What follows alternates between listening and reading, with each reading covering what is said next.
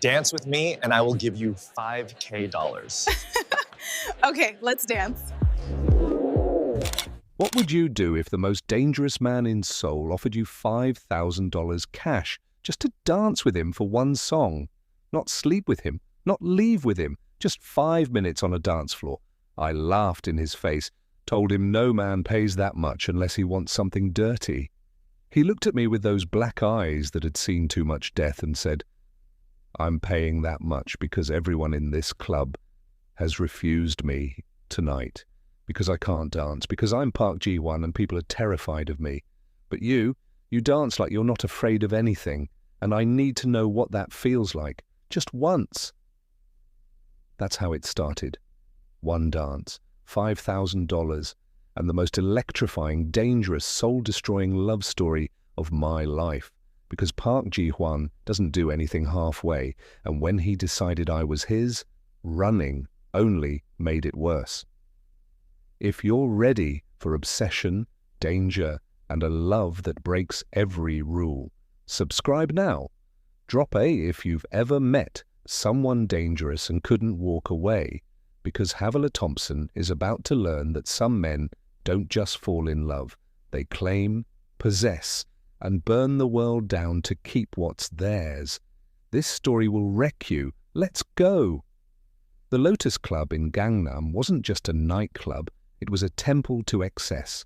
30-foot ceilings dripping with Swarovski crystal chandeliers that cost more than most people's houses, Italian marble floors so polished you could see your soul reflected back at you, bottle service that started at $15,000, and women, beautiful, dangerous, expensive women, draped over men who could afford to own them for a night.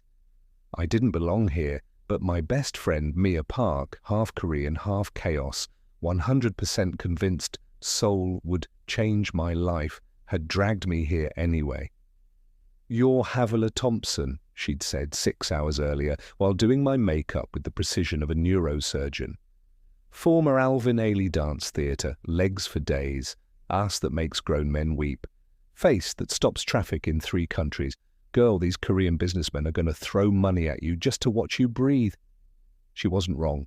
I'd made $3,000 in 2 hours, just dancing, not stripping, not grinding on anyone, not promising anything I wouldn't deliver, just moving my body to music in the red dress that had cost me 2 weeks' salary but was paying for itself in one night. The dress was art, crimson silk that poured over my curves like water, backless, slit to mid-thigh, cut low enough to promise everything and reveal nothing, the kind of dress that made men stupid and women jealous. I was 26, black, beautiful in that is she a model or a graduate student way that confused people. 5'9" in bare feet, 6'2" in the heels I wore like weapons, skin like dark honey, natural hair in goddess locks that cascaded down my back. Body built from 15 years of professional dance, thick thighs, curved hips, muscles that moved like poetry. 2 years ago, I'd been engaged to Marcus Webb, a finance bro who'd spent 3 years trying to shrink me, make me smaller, quieter, less intimidating, more appropriate for his corporate world. Then I'd walked in on him with his assistant and realized I'd been making myself small for a man who was never going to be big enough for me anyway. So I'd left. Quit my teaching position at a prestigious Atlanta dance academy, sold everything, bought a one-way ticket to Seoul because Mia had promised me that Seoul would remind me what it felt like to be worshipped instead of tolerated. And tonight, she was right. Men had been sending bottles to my table all night. Champagne, I didn't drink. Whiskey, I didn't want. Marriage proposals scrawled on napkins in broken English. I'd ignored all of them.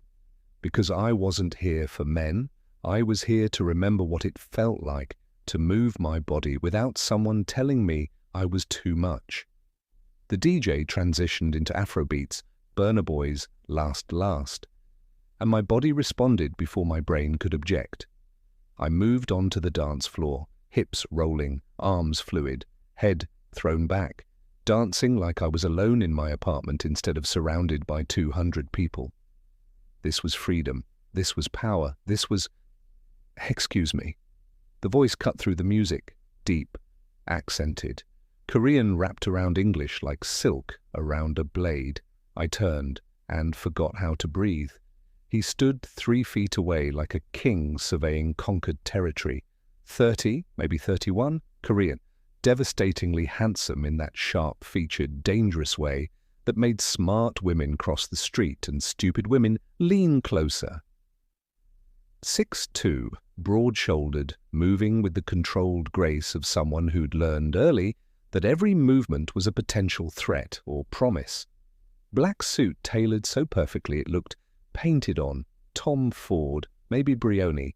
White shirt, open at the collar, revealing the edge of a tattoo. Korean characters I couldn't read. No tie. Rolex that probably cost more than my yearly salary. Dark hair styled back with just enough product to look deliberate but not trying. But it was his eyes that stopped me. Black. Empty. The kind of eyes that had seen too much death and stopped flinching. Everything about him screamed danger. Everything about me responded. "I'm dancing," I said, voice cooler than I felt. "I can see that." His smile was subtle, devastating. "You're extraordinary." "Thank you." I turned back to the music, dismissing him. Big mistake. His hand caught my wrist, not rough, not gentle, possessive. "Dance with me," I pulled away. "I don't do private dances. You want that? There are girls here who..." "I'll pay you $5,000. The music seemed to fade. "What?" $5,000, American, cash. He reached into his jacket, pulled out a money clip, and peeled off 50 crisp $100 bills like they were Monopoly money. One song. Just dance with me. Nothing else. I stared at the money. $5,000, 2 months of rent, my student loans paid down, freedom.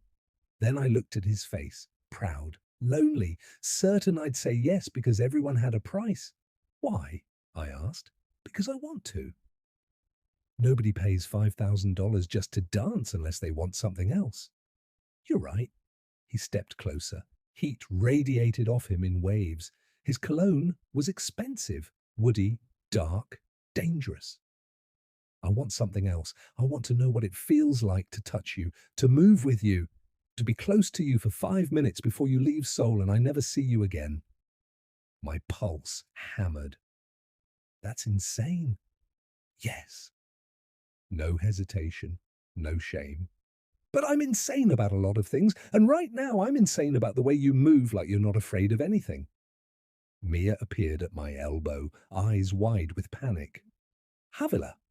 "No, that's Park Ji-hwan." And he's untouchable." She lowered her voice. "Literally. He owns half of Gangnam, import-export businesses, real estate, nightclubs. But everyone knows it's organized crime, Yakuza connections, political protection, the kind of man who makes people disappear when they displease him." I looked at Ji-hwan. He didn't deny it, just watched me with those empty black eyes. "Everyone's been refusing him all night," Mia continued.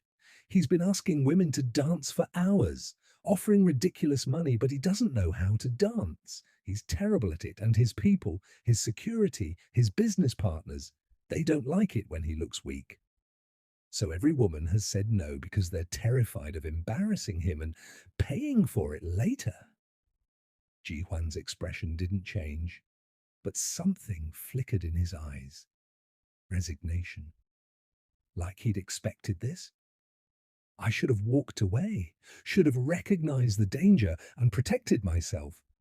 Instead, I looked at the money in his hand, then at his face, proud and lonely and expecting rejection.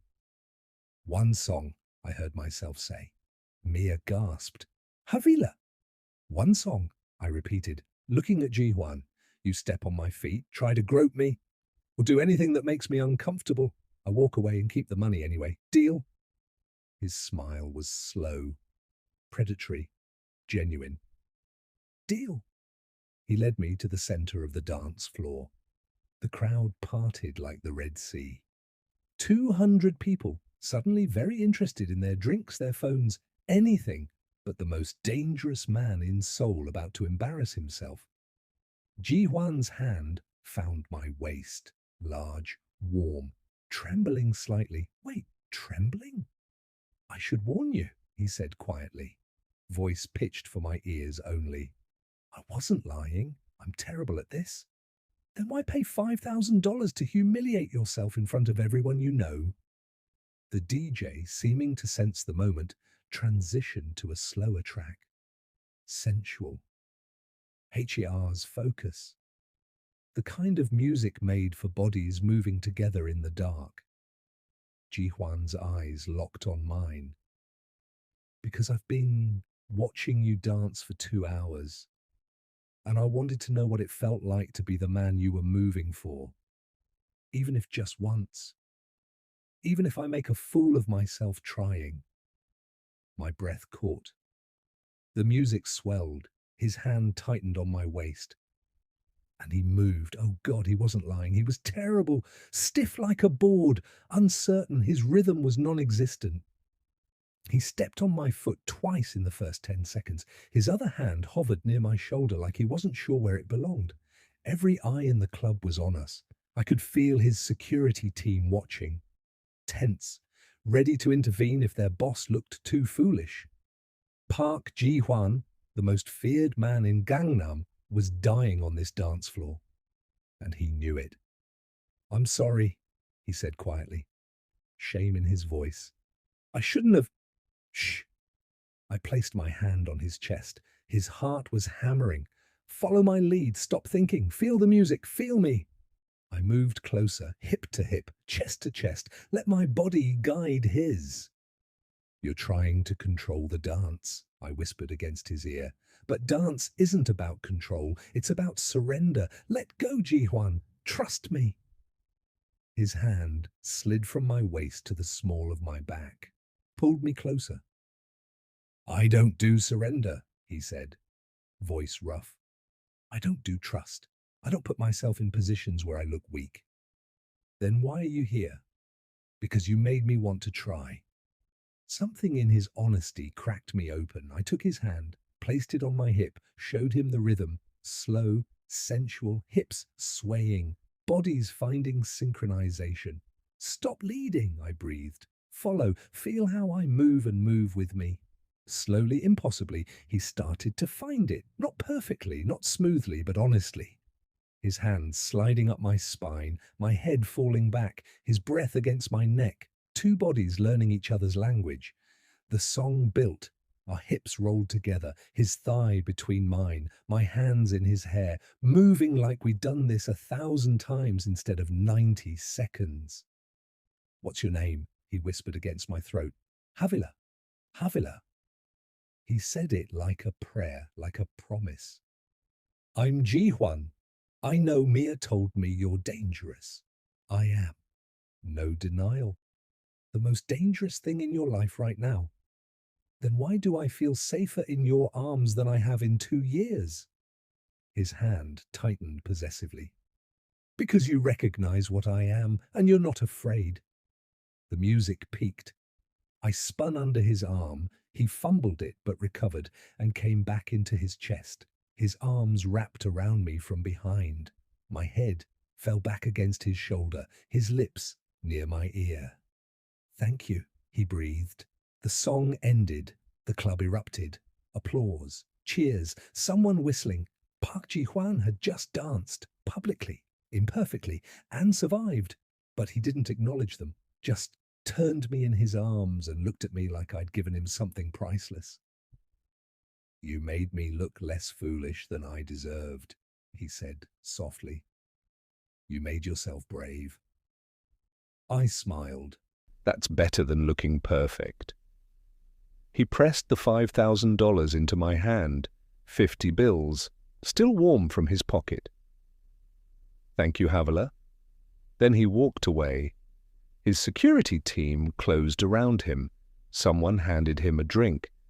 He was absorbed back into the VIP section within seconds, surrounded by men in expensive suits discussing things that would probably get them all arrested. I stood alone on the dance floor, holding $5,000, feeling like something profound had just happened, and I didn't understand what. Mia grabbed my arm. Oh my God, do you know what you just did? Danced? You made Park Ji-hwan look human, in front of everyone. He's going to be obsessed with you now. Havila, you need to leave. Tonight. Before he what? She looked terrified. Before he decides you're his. I should have listened. Should have taken the money on and the story and caught the earliest flight back to Atlanta. Instead, I ordered a drink at the bar and tried to process what had just happened. $5,000 to dance with a mafia boss who couldn't keep rhythm. 5 minutes of feeling more alive than I'd felt in 2 years. 5 minutes of being looked at like I mattered instead of being tolerated. Havila Thompson. I turned. A woman stood beside me. 50-ish, Korean, expensive Chanel suit, cold eyes that missed nothing. I'm Min Seo-yeon, she said. Her English was perfect, British accented. Park Ji-hwan's business manager. I need to speak with you. Ice crawled down my spine. About? About the mistake you just made dancing with him.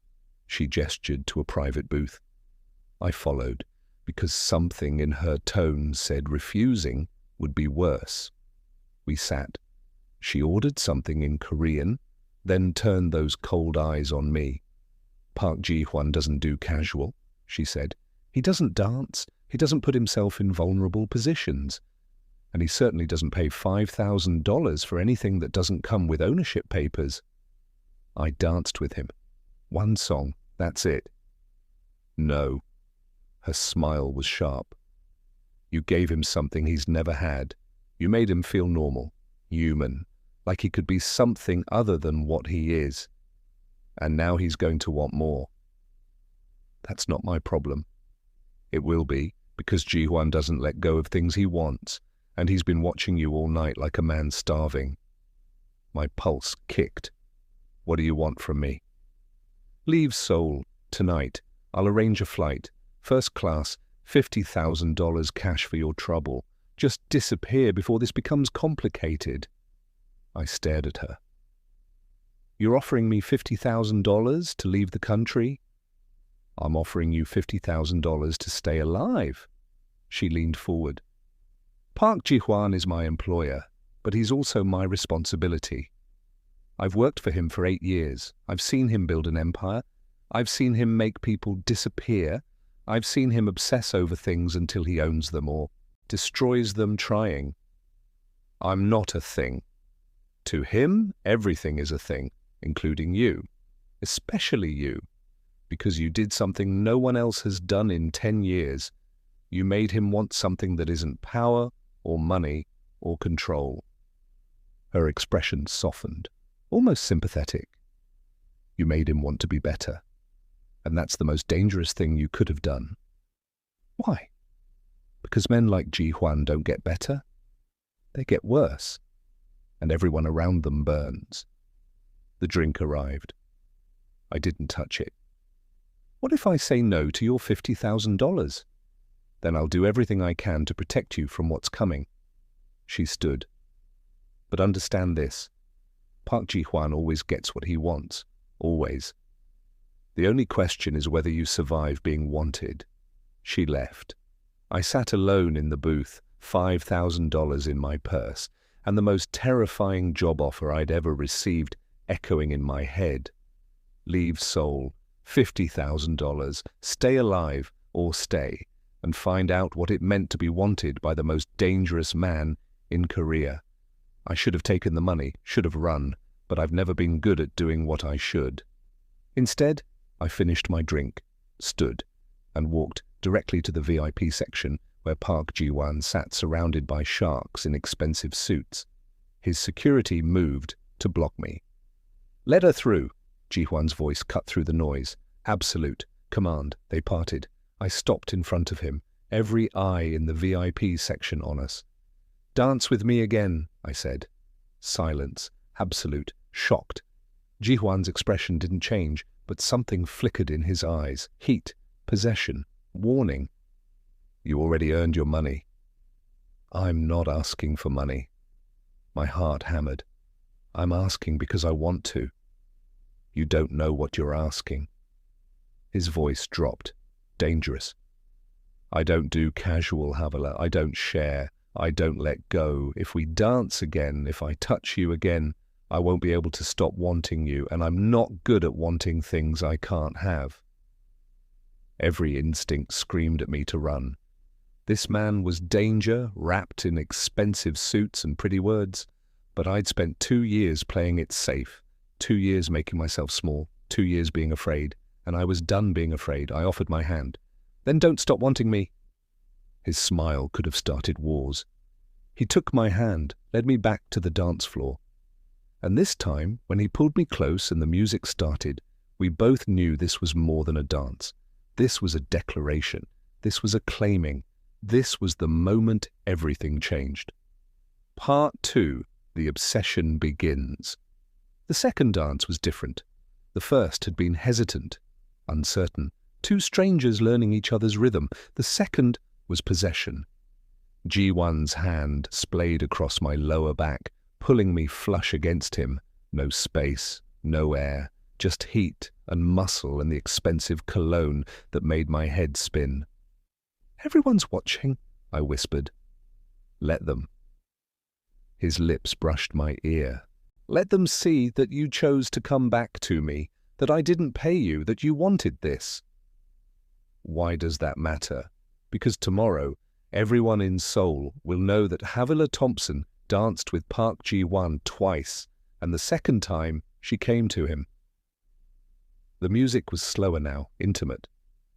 The weekends earned it, bodies moving like they were making promises in the dark. "You're building a narrative," I said, "making this public, so I can't disappear quietly." His hand slid up my spine, possessive, claiming. "You're smarter than I expected. And you're more manipulative." "Yes." No shame.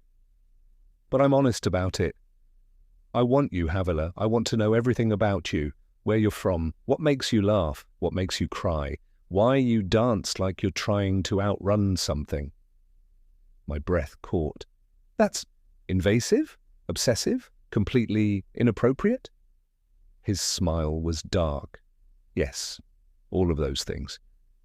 But I stopped pretending to be appropriate a long time ago."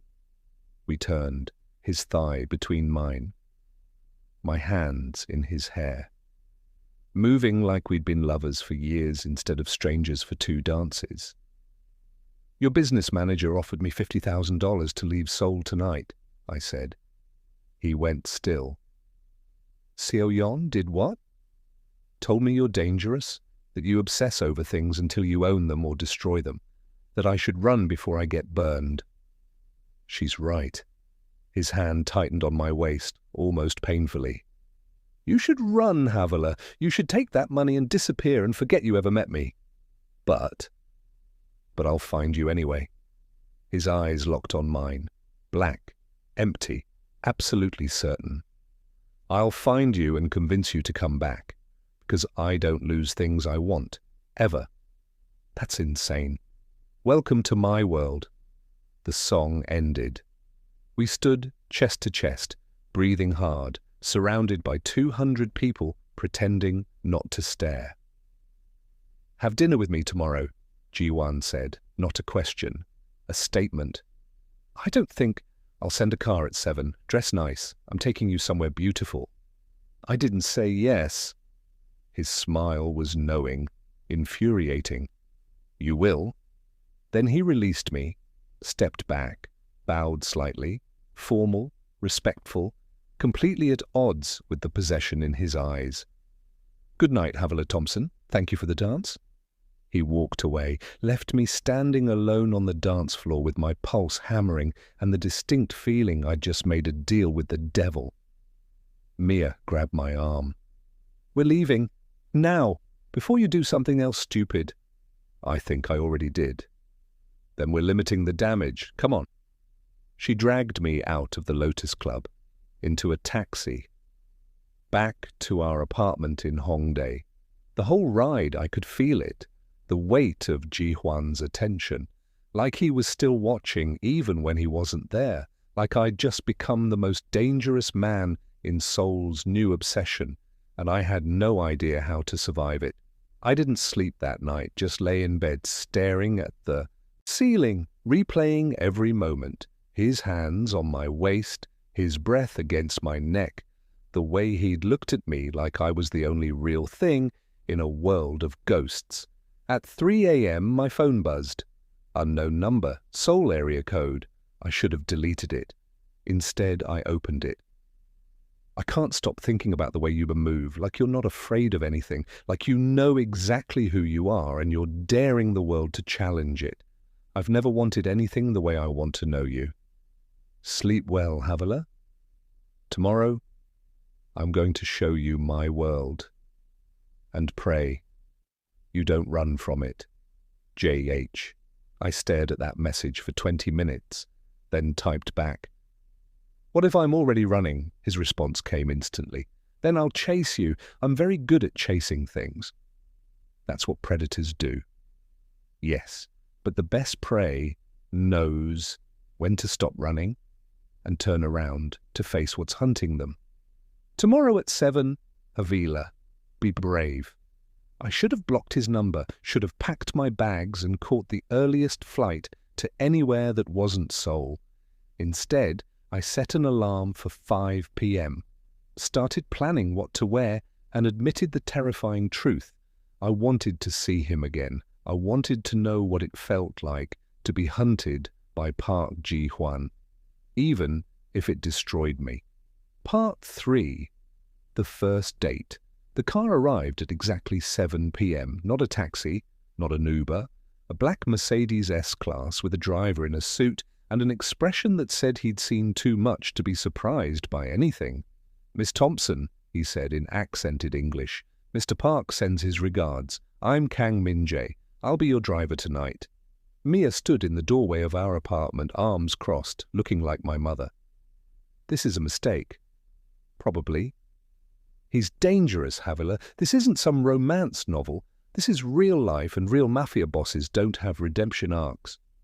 I'm having dinner, that's it. That's how it starts, dinner, then gifts, then you wake up 3 months from now completely dependent on a man who owns you. I turned to her. I spent 2 years with Marcus letting him make me small. I'm done being small, Mia. If this is a mistake, it's my mistake to make. And if he hurts you, then I'll survive, like I always do. I got in the car. The driver pulled away from the curb smoothly. Professional. Where are we going? I asked. Mr. Park wanted to surprise you. Min-jae's eyes met mine in the rear-view mirror. But I feel obligated to warn you he's gone to considerable trouble tonight. This isn't just dinner to him. What is it? A statement. We drove through Seoul's nighttime streets, Gangnam's glittering excess giving way to quieter neighborhoods. Traditional hanok houses nestled between modern buildings, the Han River glittering with city lights. Finally, we stopped at a restaurant I didn't recognize. Small, traditional, beautiful in that understated way that screamed exclusivity. Min-jae opened my door. Enjoy your evening, Miss Thompson.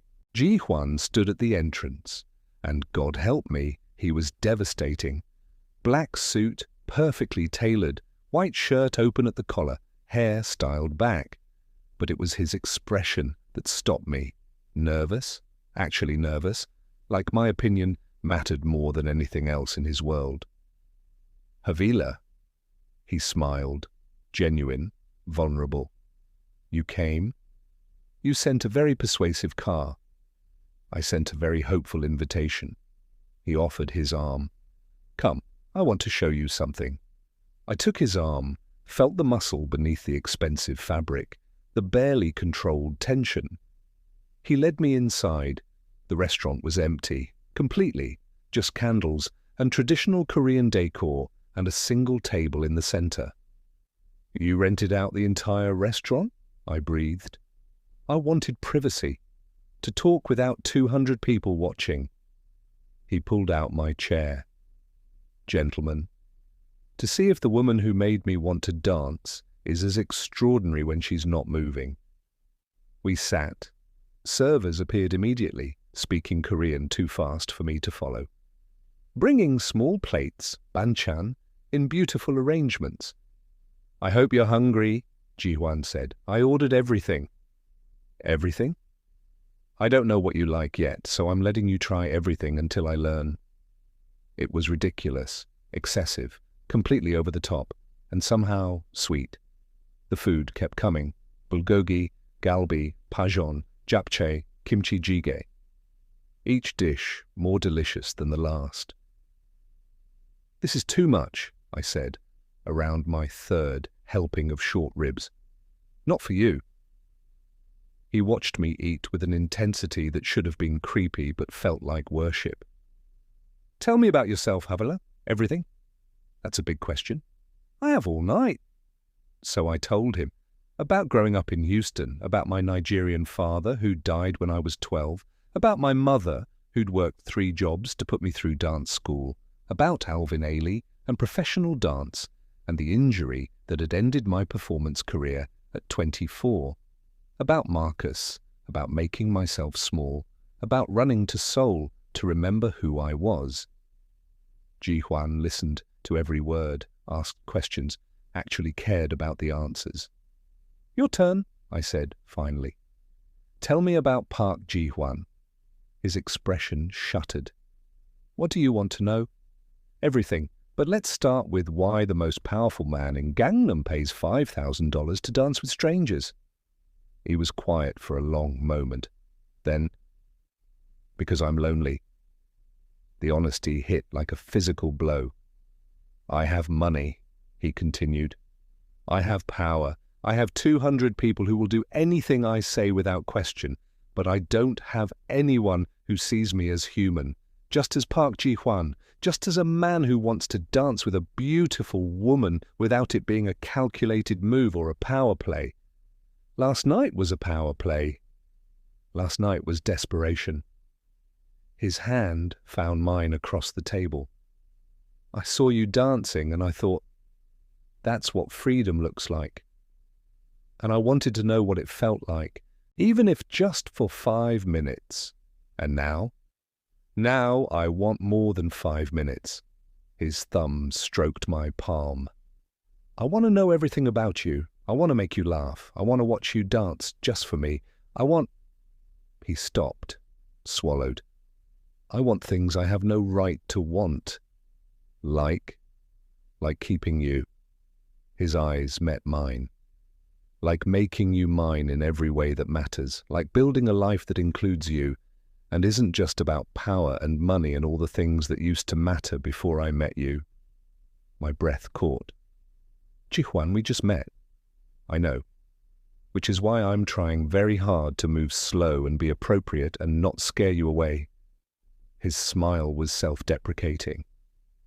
"I'm failing spectacularly, aren't I?" "Yes." But I was smiling. "But it's kind of charming in a terrifying way.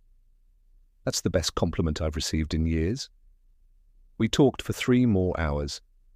About everything and nothing.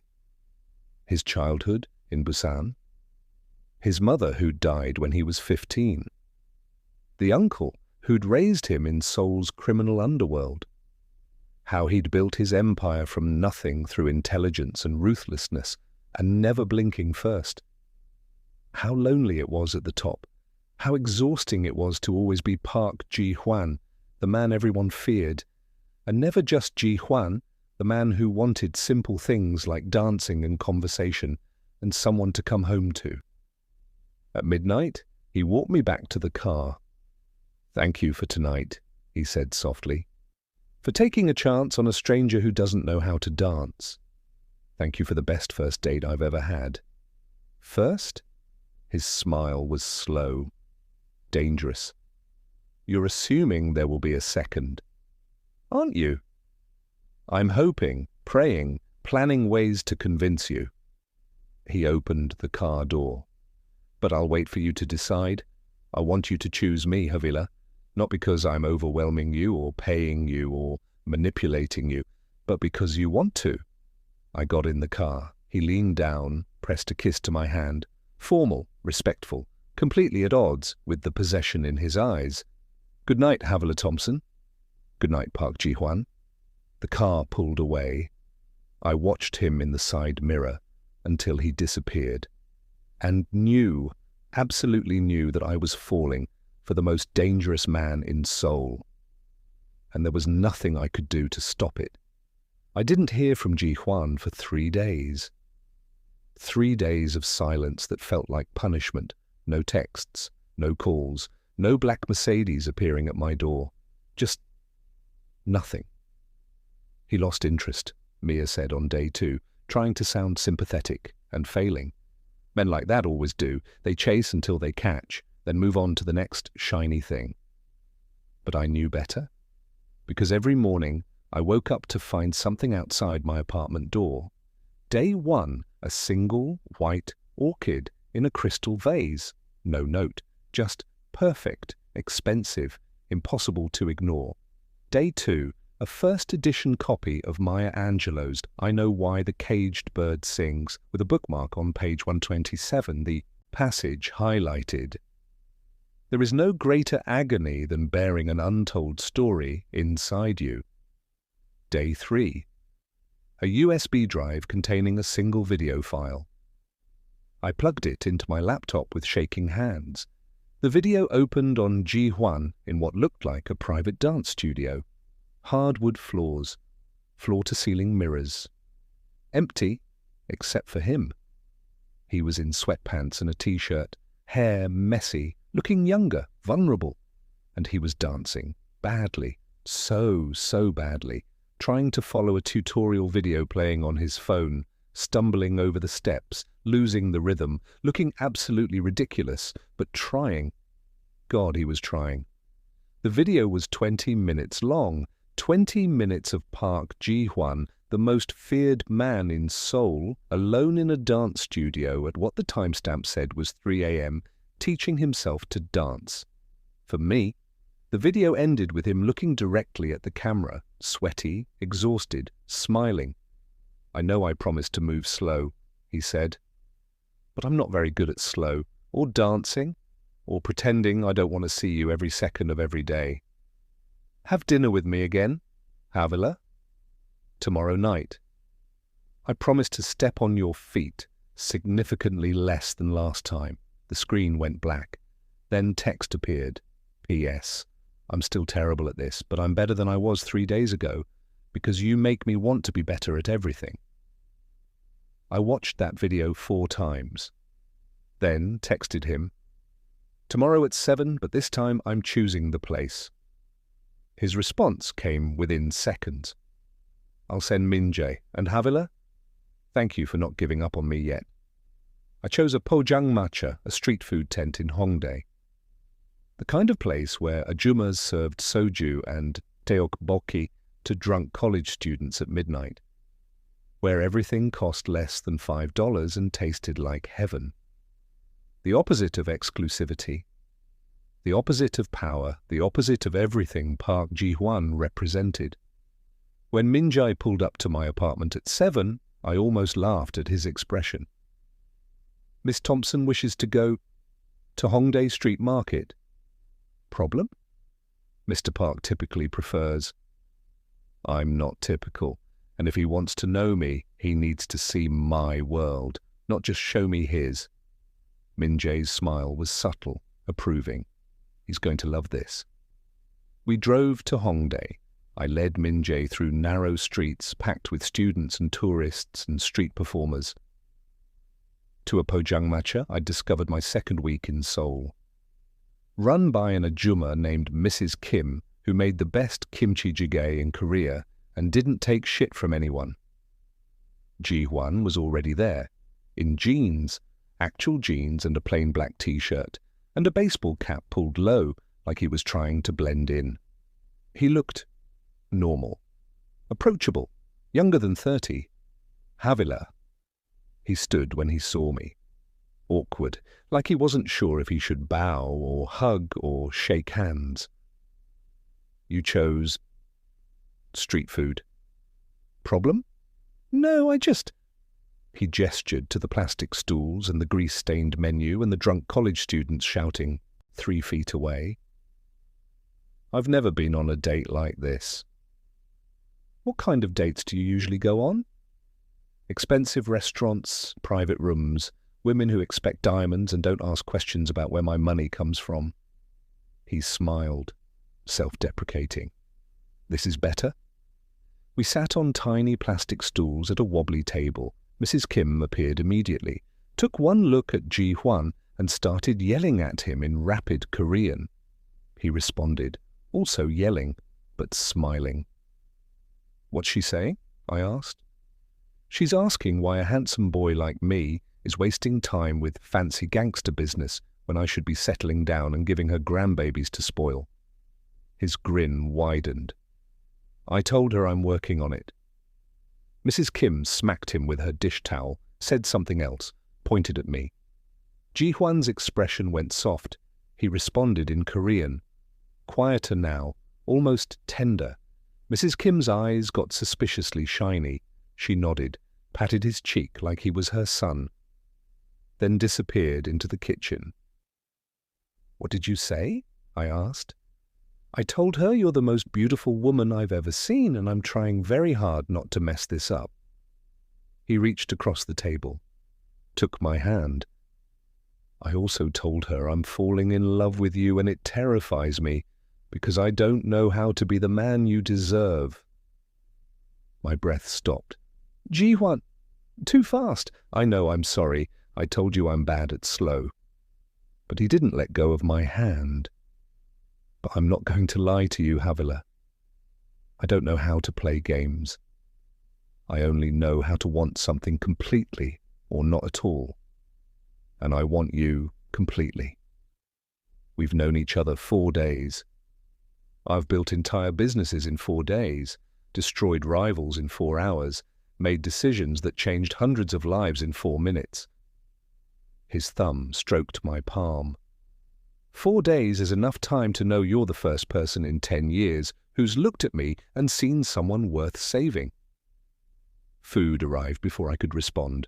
Mrs. Kim setting down enough for 6 people. Kimchi jjigae, tteokbokki, pajeon, grilled pork belly, banchan covering every inch of the table.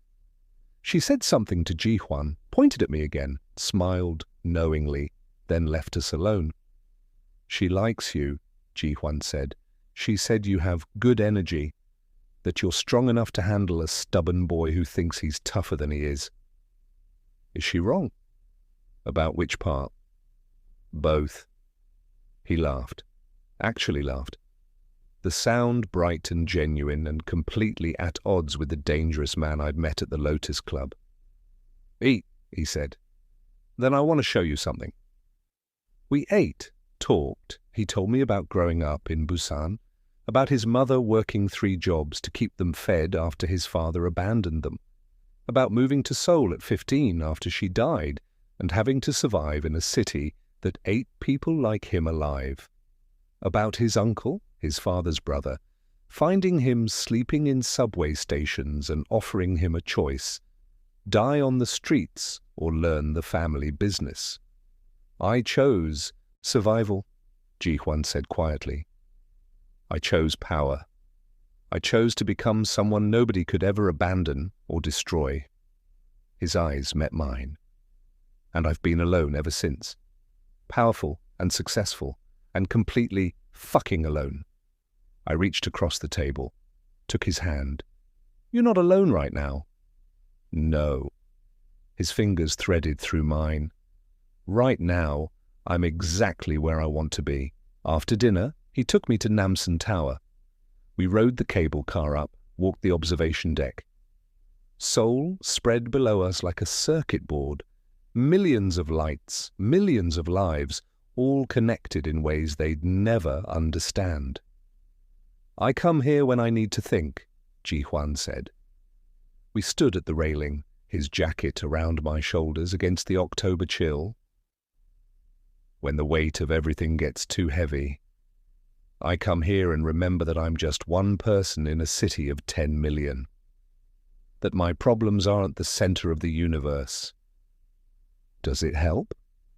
Usually. He turned to me. But tonight you're the center of my universe, and I don't know how to make that smaller. I should have been frightened. Should have recognized the obsession and run. Instead, I stepped closer, rose on my toes, kissed him. He froze, completely still, like he was afraid one wrong move would shatter the moment.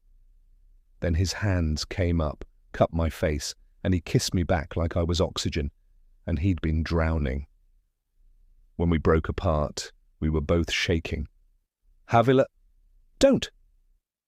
I pressed my fingers to his lips. Don't apologize. Don't tell me it's too fast. Don't do anything except kiss me again. His smile was devastating. As you wish. He kissed me against the railing overlooking Seoul. Kissed me like he was memorizing the taste of me. Kissed me until I forgot my name and my fears and every reason this was a terrible idea. When he finally pulled back, his eyes were black with want. Come home with me, he said, voice rough. I'm not asking for, I just want more time with you. Please, Havila, I don't want tonight to end. Every instinct screamed this was dangerous. Every instinct was right, but I was done playing it safe. Okay, I whispered. Relief flooded his expression. Okay. Ji Huan's penthouse wasn't what I expected.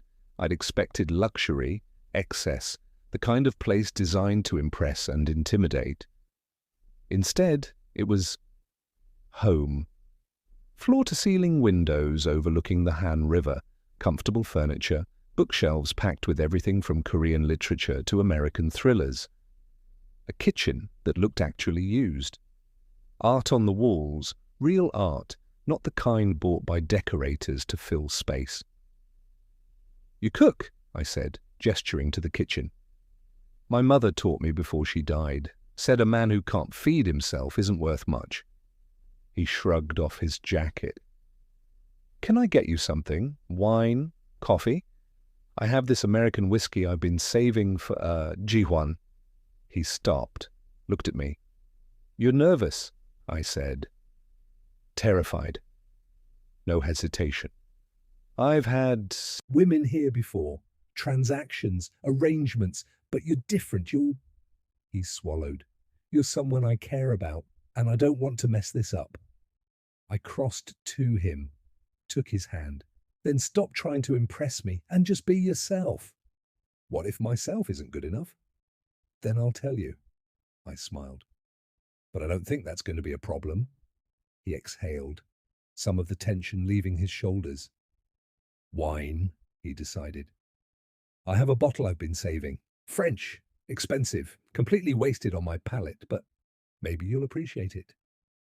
We sat on his couch with expensive wine and the city glittering below us. Tell me something true, I said. Something you've never told anyone else. He was quiet for a long moment. Then, I'm afraid I'm going to scare you away. That you're going to wake up one day and realize I'm exactly what everyone says I am. A criminal, a monster, someone who doesn't deserve good things. And you leave. And I'll have to live the rest of my life knowing I had something perfect and destroyed it by being myself. The honesty broke my heart. Ji Huan, your turn, he interrupted. Something true, something you've never said out loud. I looked at him. This dangerous, complicated, impossible man who'd somehow become important to me in less than a week. I'm afraid I'm falling for you, I whispered.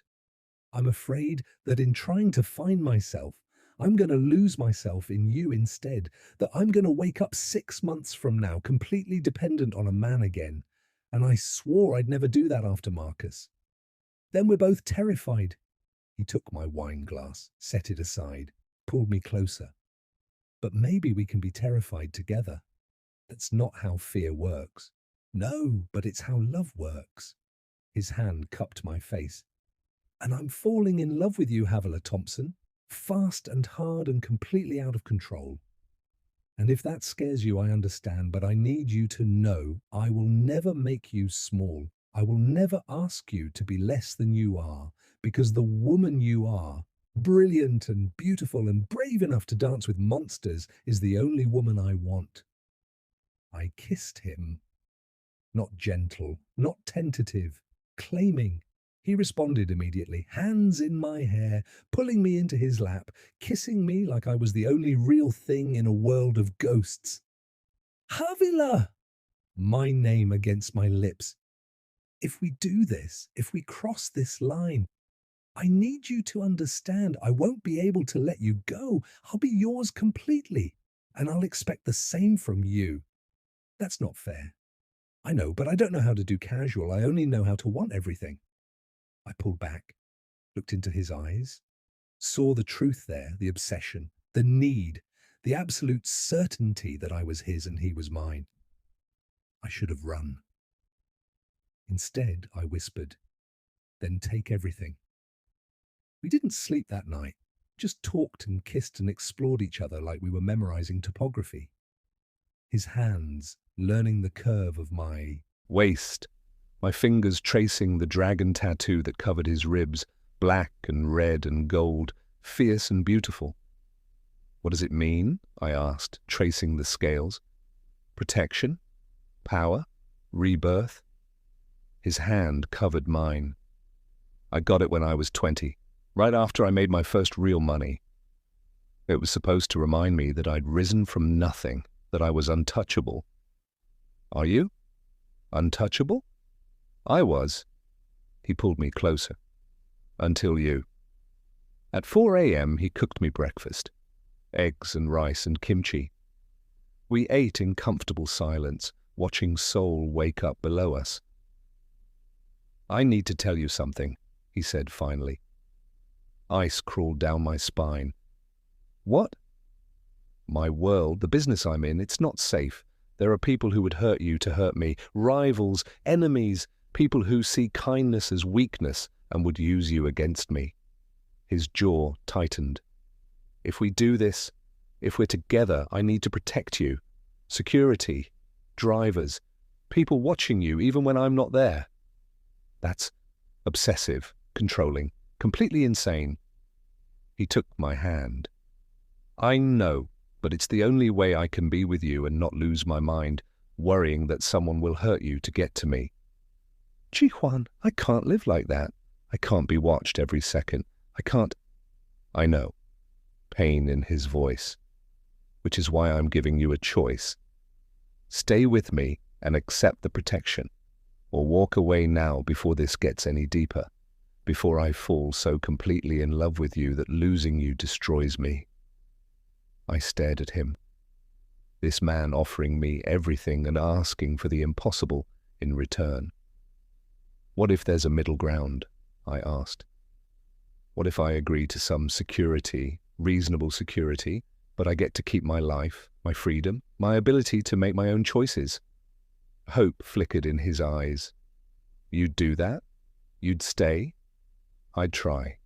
My hand tightened on his. But you have to promise me something. Anything. Promise me you'll never lie to me about your business, about danger, about anything. I can handle the truth, Ji-Hwan. What I can't handle is being kept in the dark and treated like I'm too fragile for reality. I promise. No hesitation. Complete honesty. Even when it's ugly, even when it might make you leave. And you have to let me keep dancing, teaching, living my life. I won't be locked in a golden cage, no matter how beautiful. Deal. He pulled me into his lap. You keep your freedom. I keep my sanity knowing you're protected. We figure out the rest as we go.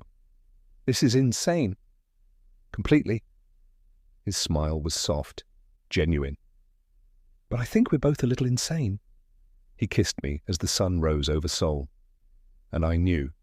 absolutely knew that I'd just changed the entire trajectory of my life. For better or worse, I was Park Ji-hwan's, and he was mine.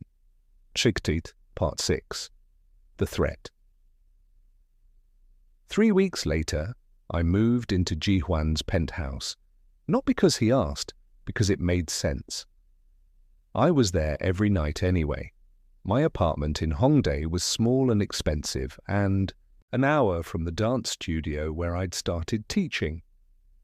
Ji-hwan's place was closer, bigger, had a spare room I could use as a practice space. And okay, fine, I wanted to wake up next to him every morning. Mia thought I was insane. 3 weeks, Havila, 3 weeks. You're moving in with a man you've known for 21 days. I know it's fast. Fast? This isn't fast. Fast is dating for 6 months, then getting an apartment together. This is supersonic. This is... She stopped, softened. Are you sure about this? Really sure? Because once you're in his world, getting out is going to be a lot harder. I'm sure. And I was. Terrified, but sure. He makes me happy, Mia. For the first time in 2 years, I feel like myself again, like I'm allowed to be big and bold and take up space. Okay, she hugged me. But the second he makes you feel small, you call me. I don't care if it's 3 a.m. I will come get you. Deal. Moving in was easy. Ji-hwan cleared 2 closets for me. Bought me a new laptop for the studio I'd claimed, installed a sound system so I could practice. This is too much, I said, looking at the equipment that probably cost more than my car. This is you being able to do what you love in our home. He wrapped his arms around me from behind. I want you to be happy here, Havila. I want this to feel like your space, not just mine. Our home. Our space. The language of commitment, the language of forever. I should have been terrified. Instead, I was happy. The first threat came on a Tuesday. I was teaching an intermediate ballet class at the studio in Gangnam. 12 students, mostly Korean women in their 20s and 30s, taking class for exercise and joy. We were in the middle of bar work when the door opened. A man stepped in, 50-ish, Korean, expensive suit, cold eyes. I'm looking for Havila Thompson, he said. His English was perfect. Class is in session, I said firmly. Office hours are... I'm not here for dance lessons. He smiled, sharp, predatory. I'm here to deliver a message from Lee Sang-min. He'd like to speak with you about your relationship with Park Ji-hwan. Ice flooded my veins. Every student in the room went still.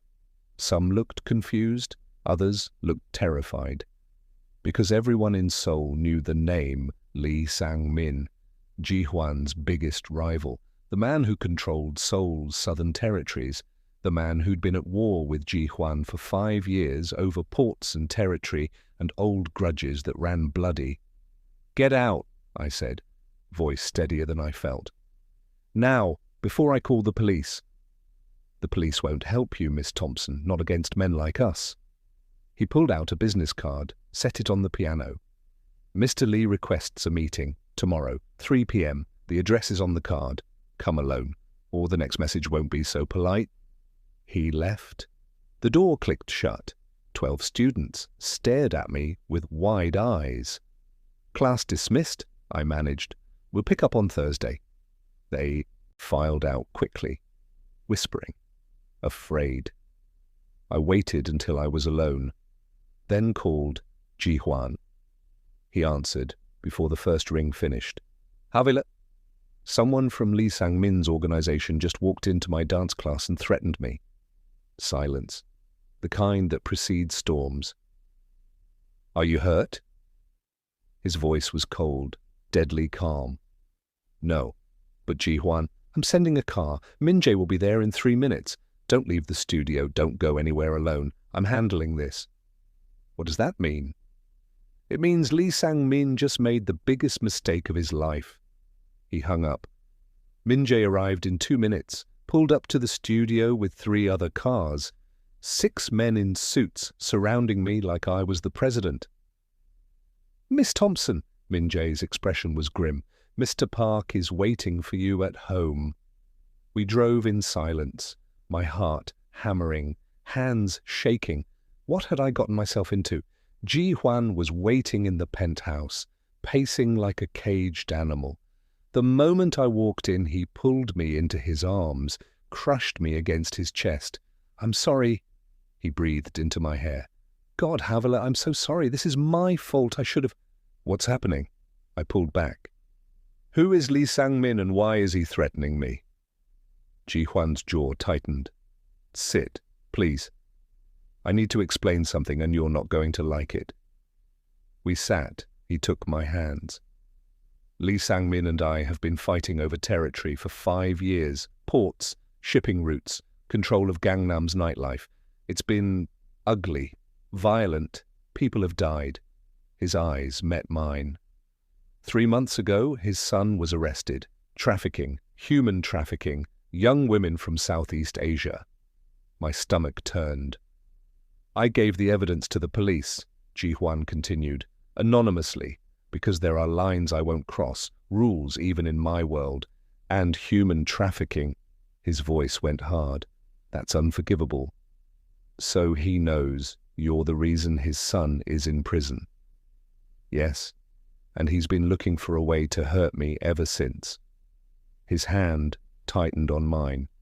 "Then you came into my life, and I got careless. I let people see how much I care about you. I let it become public knowledge that you're important to me. So now I'm a target." "Yes." Raw pain in his voice. "And I will burn down all of Seoul before I let him touch you." "Ji Hwan." "No, listen to me." He cupped my face. "I told you my world was dangerous. I told you there would be people who'd use you to hurt me. But I didn't expect." His voice cracked. "I'm sorry, Havila. This is my fault, and I'm going to fix it." "How?" His expression went cold, empty. The dangerous man I'd met at the Lotus Club. "By ending this war permanently." Part 7. The war. Ji Hwan made me stay in the penthouse for 3 days. Full security. Guards at every entrance. Min Jae stationed outside the door. I wasn't allowed to leave, wasn't allowed to teach classes, wasn't allowed to do anything except sit in luxury and feel like a prisoner. On day 2, I broke. "This is insane," I shouted at him. "I'm not a doll you can lock away." "You're the woman I love and I'm keeping you alive," he shouted back. The first time he'd ever raised his voice at me. "Lee Sang-min wants to hurt me by hurting you, so you stay here where you're safe until I handle this." "Handle this how? By starting a war? By getting people killed?" "If that's what it takes." "No!" I got in his face. "You don't get to do this. You don't get to make decisions about my safety without me. This is my life, Ji Hwan. Mine. And if I want to take risks, that's my choice. Not when those risks get you killed." "Then maybe I shouldn't be with you." The words came out before I could stop them. Maybe Mia was right. Maybe your business manager was right. Maybe I should have taken that $50,000 and left before I fell in love with a man whose world is going to get me killed anyway. He flinched like I'd struck him. Silence. Heavy. Broken. "Is that what you want?" His voice was quiet, devastated. "You want to leave?" I wanted to say yes, wanted to protect myself, wanted to run before this got any worse, but I couldn't. "No," I whispered. "But I can't live like this either. Locked away, protected, treated like I'm made of glass." "Then what do you want?" "I want you to let me help. I want you to treat me like a partner, not a possession. I want—" My voice broke. "I want us to figure this out together." He crossed to me, pulled me into his arms. "Okay," he breathed. "Okay. Together. I'm sorry. I'm terrified of losing you."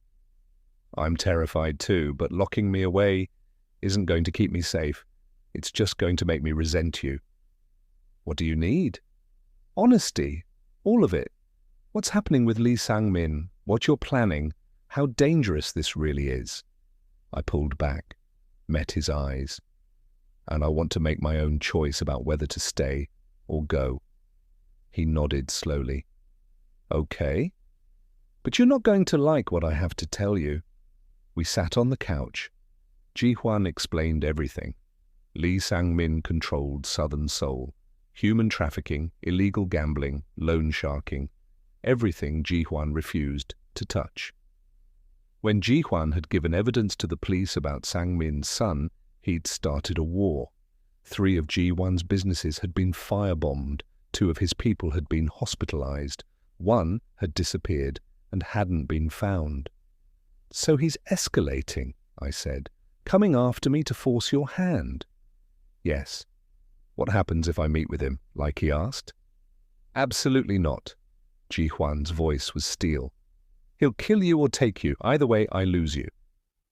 What if there's another option? There isn't. What if we go together? I grabbed his hand. What if we call his bluff? I show up with you and we make it clear that threatening me only makes you stronger, not weaker, that we're united. That's crazy, I know, but it's better than war, better than people dying, better than you doing something you can't take back. He was quiet for a long time. You'd do that? He asked finally. You'd walk into a meeting with my enemy and risk everything? For you? Yes. Something shifted in his expression. Wonder, love, gratitude. You're insane. Completely, I smiled. But so are you. That's why this works. He kissed me, soft, reverent. Okay, he whispered against my lips. Together. We do this together.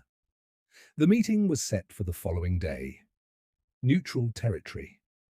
A restaurant in Itaewon owned by someone neither Ji-hwan nor Sang-min could influence. I wore red. The same dress from the night at the Lotus Club. War paint. Ji-hwan wore his black suit. His armor. Min-jae drove us in silence.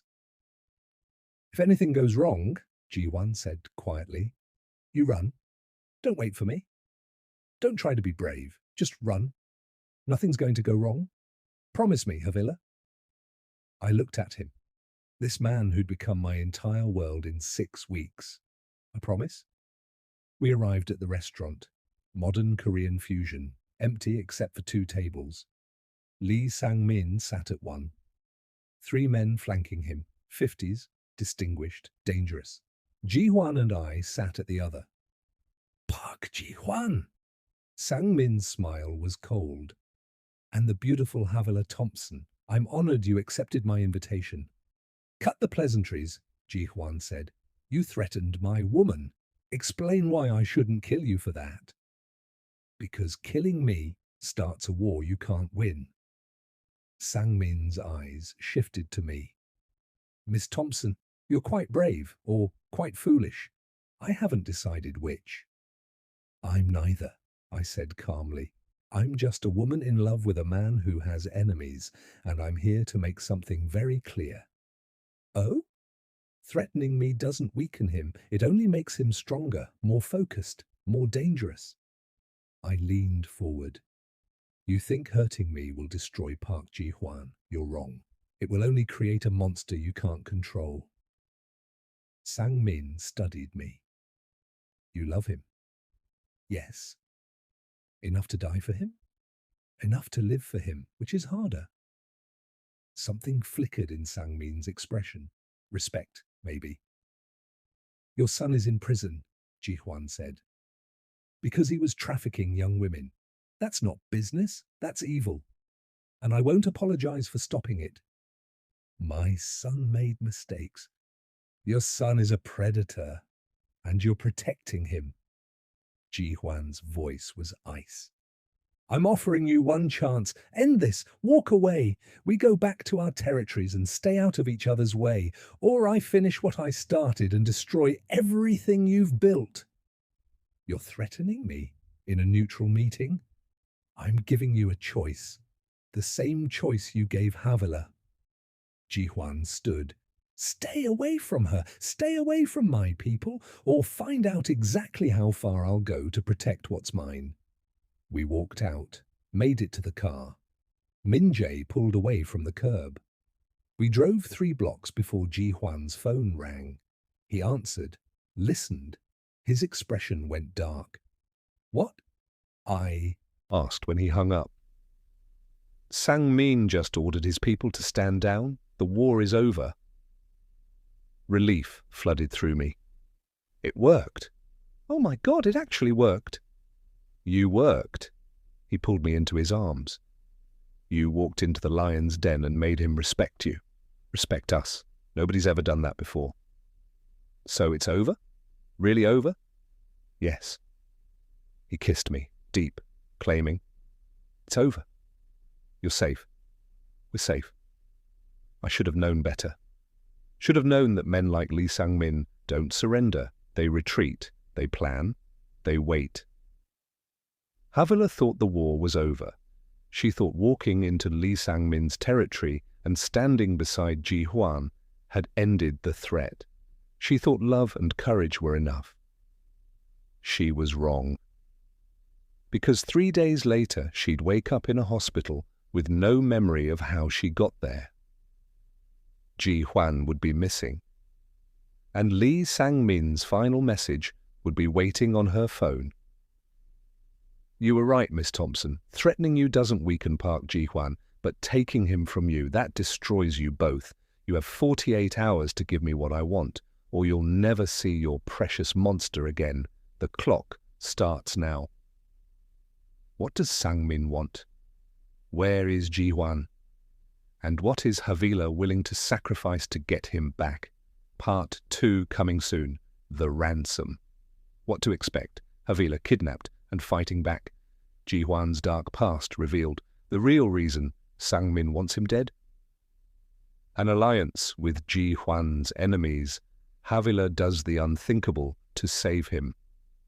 A marriage proposal in a war zone, because when you might die tomorrow, you don't wait. The dance that changes everything. Havila uses her only weapon, her body, her art, her power. A secret that changes the game. Havila discovers she's pregnant in the middle of the war. The final confrontation. One dance, one choice, one bullet. Who survives? An ending you won't see coming. Because some love stories don't end with happily ever after. They end with, we survived, and that's enough. Drop her if you're ready for part 2. Comment, Dance with the Devil. If you want the full story, subscribe so you don't miss what happens next, because Havila and Ji-hwan's story, it's just getting started.